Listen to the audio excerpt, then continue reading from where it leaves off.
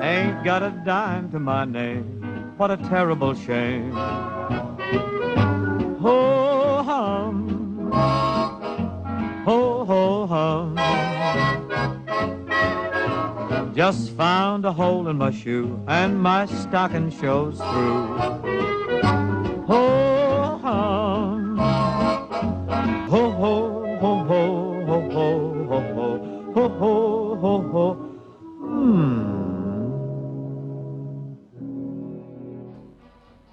Hi, I'm David Duncan, and welcome to Bing Crosby, The Hollywood Years. Well, it's 1949, and continuing with their investment in their number one star, Paramount financed another big-budget Technicolor production when it teamed Bing up with an all-star cast that included Sir Cedric Hardwicke, William Bendix, and Rhonda Fleming in one of her first major roles. Based on the novel by Mark Twain, a Connecticut Yankee in King Arthur's court is an absolute delight, as it has been playing a mechanic at the turn of the century who travels back in time to the era of King Arthur and the Knights of the Round Table.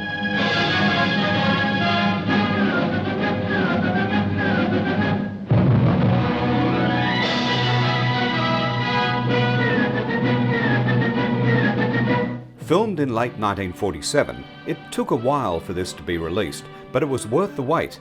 And even though the story had been filmed twice before over the years, this version stands out as the best. The story is told in flashback as Bing plays Hank Martin visiting an old castle in England at the turn of the century. He has very clear memories of being at the castle before, and also of events that have taken place in the past. Kindly notice the round hole through the breastplate, undoubtedly caused by an iron-tipped arrow of the period. Well, you see, that happens to be a bullet hole. Impossible. Firearms weren't invented until the 15th century. Oh, come now. Perhaps the gentleman saw the bullet fired. Perhaps the gentleman was there. Matter of fact, I was. He relates his story to the owner of the castle, played by Sir Cedric Hardwicke, which takes us back to Connecticut a short time before. Here we see Bing as a mechanic who's giving a group of kids a lesson in life to the tune of the bright and breezy Johnny Burke and Jimmy Van Heusen song, If You Stub Your Toe on the Moon. Oh, there's nothing to be ashamed of if you stub your toe on the moon. When a dream's at the top of the sky, well, you just have to jump pretty high. But don't give up too soon if you stub your toe on the moon.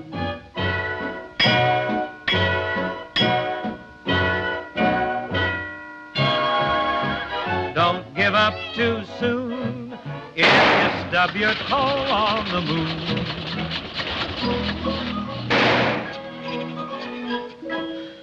Well, there's a moral there someplace, kids. Not long after, Bing has an accident and is thrown from his horse and wakes up in another land and another time. The year is 528 AD, and Bing is captured by a knight played by William Bendix and taken prisoner. Monster, will you battle? Will I do what? Will you joust? Will you venture a passage at arms? Huh? In the land of Camelot, he is deemed to be a monster, and under orders from King Arthur, played also by Cedric Hardwicke, he's scheduled to be executed. Monster, I have bad tidings for thee. Tomorrow morning thou burnest at the stake. Take him away. Oh, Your Majesty, if I could just have a minute to... I'd like to explain this. Hey, wait a minute. Hey! Help! Hey! Help! Monster, thou hast by trial... Awaiting death by burning at the stake, Bing performs some tricks with a magnifying glass that's looked upon to be a miracle, and thus secures his release. Thou art hereby condemned to perish by the flame, and thy... Now watch closely. I'll show you what I mean. I have here, Your Majesty, a common, ordinary twig. Presto.